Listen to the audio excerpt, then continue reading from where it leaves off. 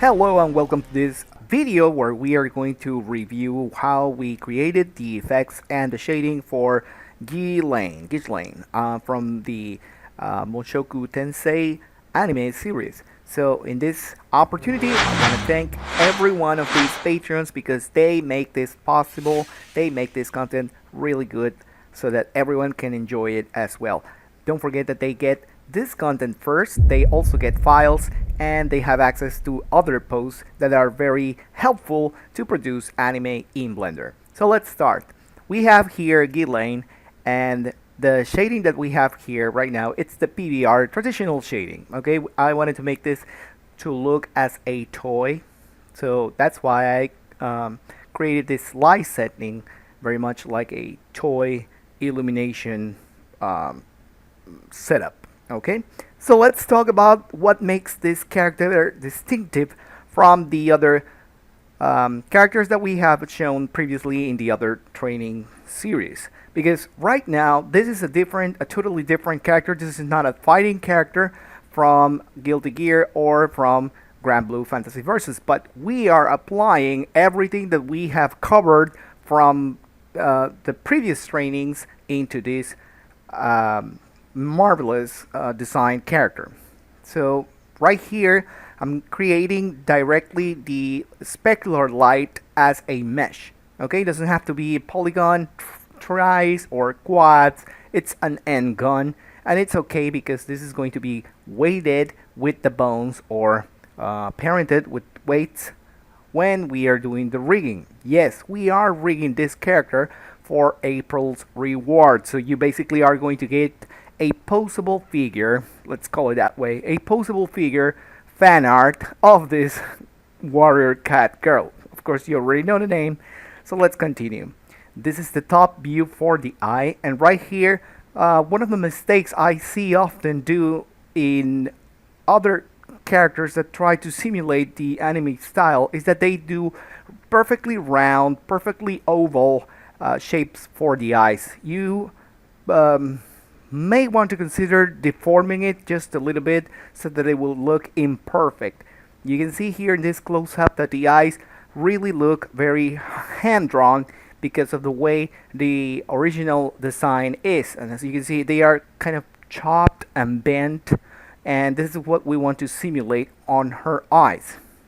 Another thing that it's important to consider, it's the space between the eyelashes and the white sclera, the white of the eye. Okay, so we want to fill that with a specific black material in this case, and you have to model the things. For example, in this little corner right here of the eye, you will model the things that you want to show when you're rendering. You basically are doing a version where every vertex that you draw, it's going to actually define the color and the shape of your character, so that when you subdivide it just by one level, you don't want to subdivide it by two, you want to subdivide it by one, like control 1, that will apply a modifier with one level subdivision. You want all of this to remain exactly as it is right now. So let's talk about the highlights on the hair. Let's continue with this method, creating end guns directly in front of the hair. And when they are parented to the rig, all of these hairs are going to be one single mesh, except that these highlights are going to have a different material, and that's something that makes the Grand Blue Fantasy Verse special. Like we reviewed in Jewel video, preview video actually, because I have all of those videos ready to be edited, but guys, I cannot find any more time in the day. Like it's already 6 a.m. in the morning. I have been editing this video all night long so that you can get it. And right,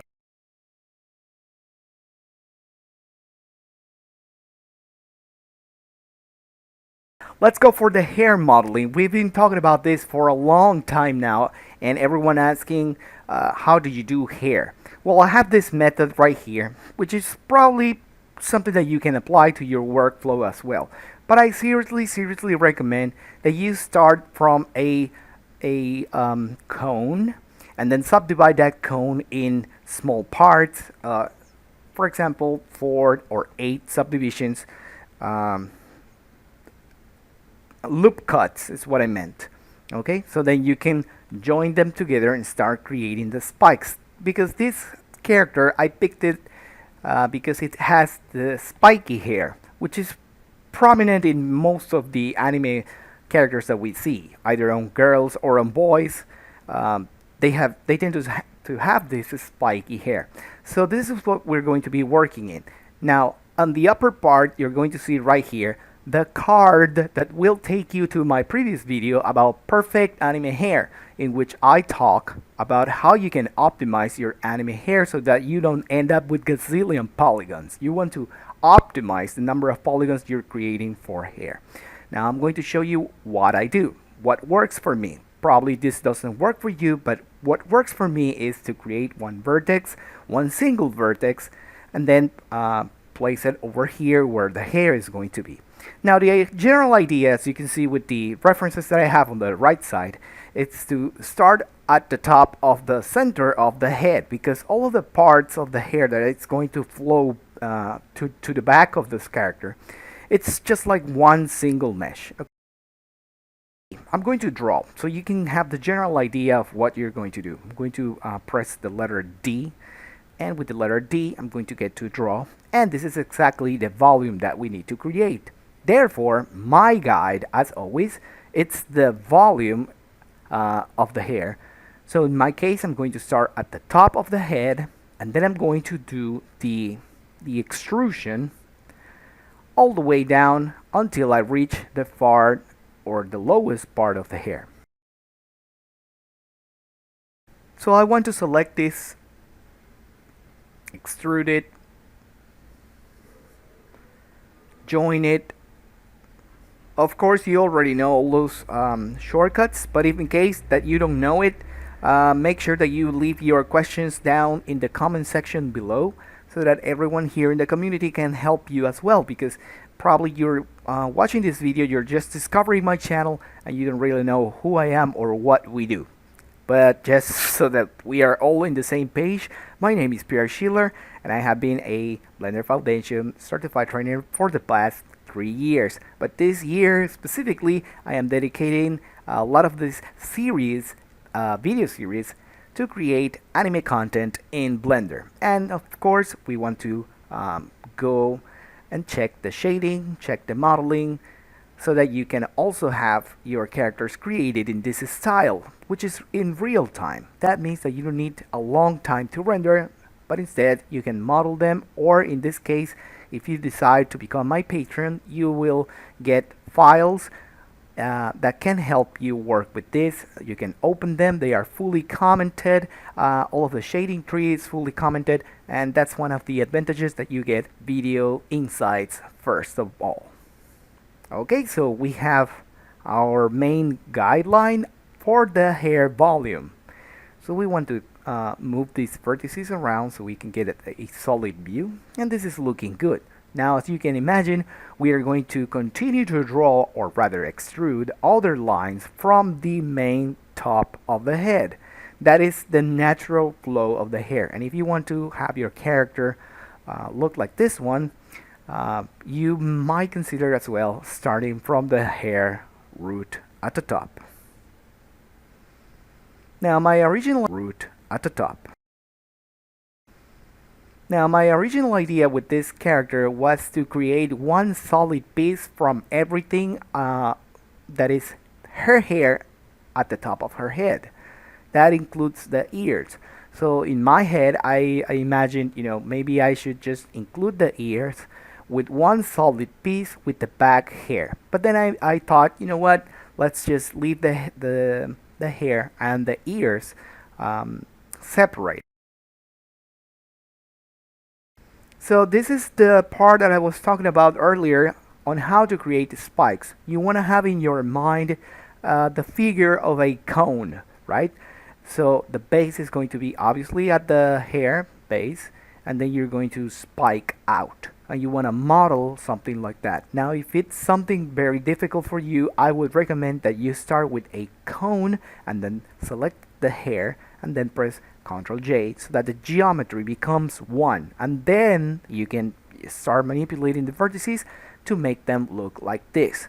This is why I have two screens running at the same time. The left screen is the previous step and the right screen is the after step. You want to create loops around your cone, in this case the spike, so that the hair can connect itself like I am doing here. And you also want to work in quads whenever you're working with this kind of things.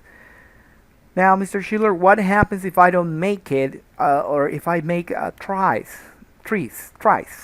Doesn't matter. I play this nice little game where I imagine myself completing a maze in quads. And every time I complete a quad, new trees appear, trigons appear. So my mission is to complete another quad from those tries.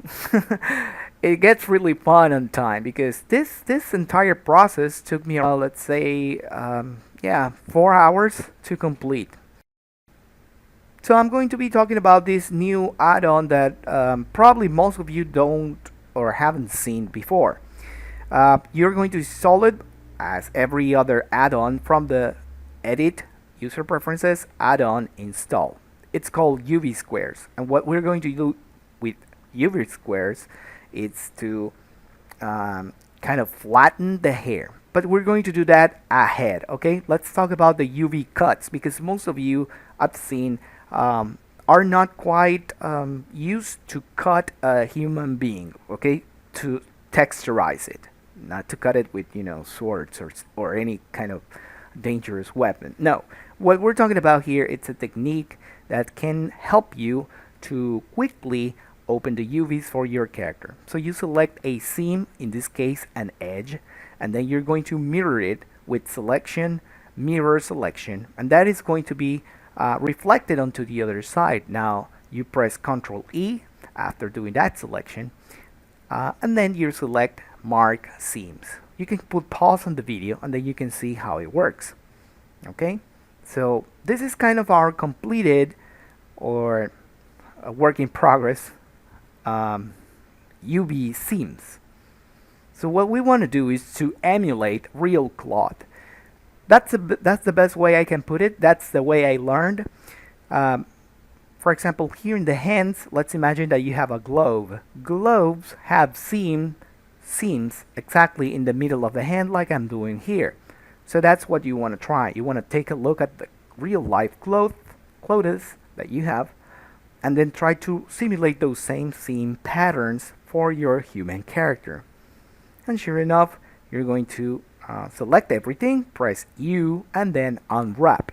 And in your UV editor, you're going to see how the body parts turn. And depending on the orientation, we can create, for example, a material, then select or create a new checker texture, and put it to the surface of the material so that you can see it on the viewport. And what's the mission of this? The mission or the purpose of this is to visualize how big or how small or how deformed are your UVs. Now let's talk about UVing hair. This is important. We want to run a cut from the top all the way to the bottom like you're seeing right now. Okay, and we want to have exactly this what we have right here. When you seam and when you do the cut, we want to have a light zone, which is going to be the top part of the hair, versus the dark tone that is going to be the lower part of the hair. So let's separate that. Let's do it again so that you can see. I'm going to pick this part right here, okay, all the way down, and then from the other side I'm going to also pick it so that I have a full loop. And this is just the beauty to watch. Look at that. Everything is correctly textured, and you can see right here we're going to use the square UVs. So I have selected this strand of hair, and then I'm going to press this align to grid, and automatically I get it square. Let's do that with the darker part. I'm going to select it all and then click here. It automatically aligns as a UV square, and that is what we want. And please notice that distortion has been fixed at the tip of the hair. Okay, that's before and that's after. You're going to check out now the time lapse for all of this, because what we want is to separate each strand that is facing at the top from the strand that is looking at the bottom from the same strand. Okay, So every dark strand for this purpose is going to be aligned all the way to the left. As you're seeing the UVs overlap, that zone is going to specifically be marked as the shadow zone. In this case, we're going to paint that fully black. And let's talk about vertex colors. That's another thing that a lot of you asked me, and I know I offered to do a live stream about this, but I'm going to explain it right now. So we traditionally paint with a texture, right? And then you assign that to a material, and then you can paint everything you need in the texture so that the texture will look, as you want it. Specifically for anime characters, you're going to directly paint the shadow. This is true for all the virtual YouTubers that are out there. They are created this way. You kind of paint the shadow directly on the texture surface. So what we want to do here is to add this interesting UV painter or UV textures. No, I'm sorry, vertex colors. Okay, vertex colors add-ons. I'm going to be leaving every link to these add-ons down here in the video description, so you make sure to read that. So once you install that, you're going to open the Vertex Paint workspace, and let's contract this. Let's retract this. As you can see, that the first time you open the Vertex Paint, you're going to be greeted with a white color. So if you come down here, you're going to see Vertex Paint EX, which is awesome, an awesome tool made by an awesome artist. I know him for years. He does a lot of anime stuff in Blender, and he developed this tool. So I'm very happy to present it to you, and you can use to your advantage. It's open source, it's great, it works marvelously.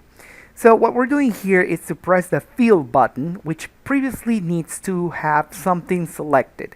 And you can do that either on the Vertex Paint mode using the little selection tool, or you can come here into edit mode and select the faces that you're interested in. Either way will work. I'm going to do it from the edit space, edit mesh mode.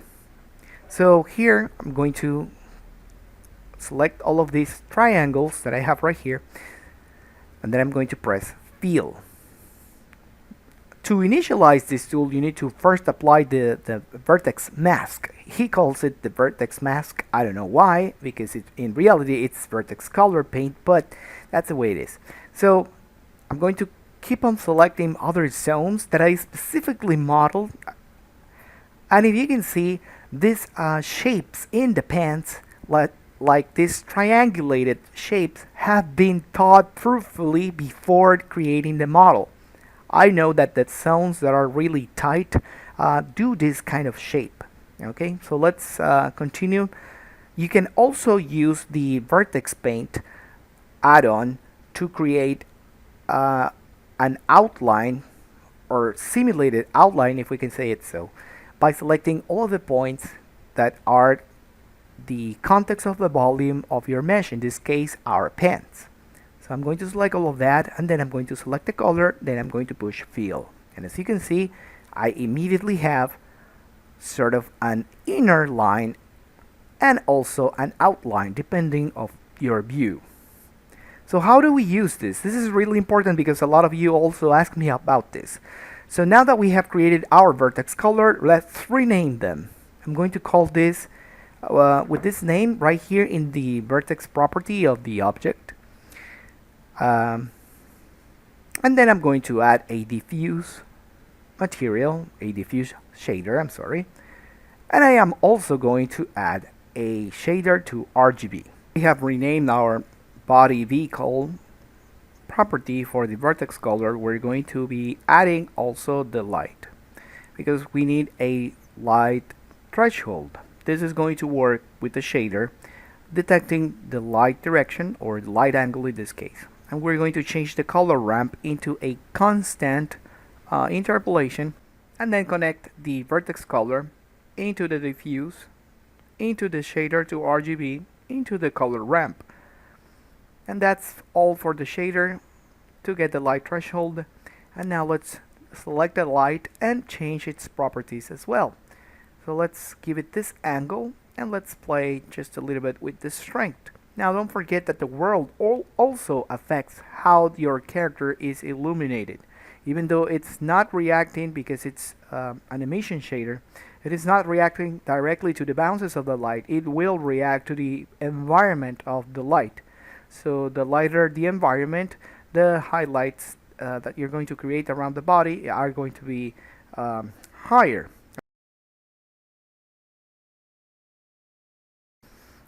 It gives good results, but I really like my thresholds to be really sharp, so I'm going to leave them here. You can change them, of course, because you will be getting the original file. And this model finally can be shared because it's going to be shared as fan art, and that is cool. Now let's talk about normal editing. In case that you're new to the channel, I need you to go and find in Google the BNPR AB normal add-on for Blender. It's in the description, in the video description below for the download. Okay, so you're going to go to Edit, User Preferences, Add-ons. Then you're going to target that add-on and save your preferences to activate it. Press N in the viewport, and then you're going to come down all the way here to this last tab where it says AB Normal. Now you're going to click Start Editor, and whatever your viewport view is, that's where you're going to be locked to have this interface so that you can switch your normals around. So we're going to investigate how the normals in this face are. So now I'm going to select, you can read the instructions on the right side of the panel that you have right here on how to select and deselect in this mode. So I'm going to be selecting all of these things right here. And now that I have selected them, I'm going to press 3. And then I'm going to retract all of these panels because we don't need them. And now I'm going to align all of that normals, all of those normals looking to the right, straight to the right. And I know that is minus Y. And that's why I press minus Y. Now I'm going to mirror it over the X-axis because I know for this axis that I have right here pointing in the red arrow where I want them to be reflected. And that is the X arrow. Mirror, onto the other side. Now let's do that for the nose as well. I'm going to pick them here because as you can see they are very scattered. I don't want that. I want the straight down normal. And to do that I know that the top is Z. So minus Z will be down. So I'm going to press that button and then automatically all of my normals became down pointing normals. Then I'm going to click on mirror normals onto the X-axis, and sure enough my nose is already looking much better because I have edited this. Now another important part in editing normals, it's a cascade size for shadows.